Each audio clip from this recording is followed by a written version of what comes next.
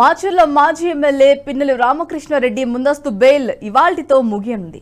Bail గడువు ముగియడంతో పిన్నెలని ఏ క్షణమైనా arrest చేయనున్నారు పోలీసులు. పాల్వాయి గేట్ పోలింగ్ కేంద్రంలో ఈవీఎం ధ్వంసం చేసిన ఘటనలో పిన్నెలపై కేసు నమోదైంది. దాంతో పాటు 3 ఘటనలో హత్యాయత్నం కేసులు కూడా ఉన్నాయి. ఈవీఎం ధ్వంసం కేసులో అరెస్ట్ కాకుండా ఉండేందుకు పిన్నెల రామకృష్ణారెడ్డి ముందస్తు బెయిల్ తీసుకున్నారు.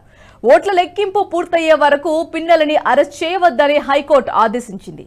జూన్ 6 వరకు అరెస్ట్ చేయొద్దని పోలీసులకు ఆదేశాలు కూడా జారీ చేసింది ధర్మాసనం. ఇక ఈ రోజుతో గడువు ముగియడంతో ఇక ఏ క్షణంలో అయినా పిన్నెలని అదుపులోకి తీసుకోనున్నారు పోలీసులు. పిన్నెలి ఇంటి పరిసరాల్లో పోలీసు బలగాలు మోహరించాయి. పిన్నెల రామకృష్ణారెడ్డి తప్పించుకోకుండా ముందు జాగ్రత్త చర్యలు తీసుకున్నారు.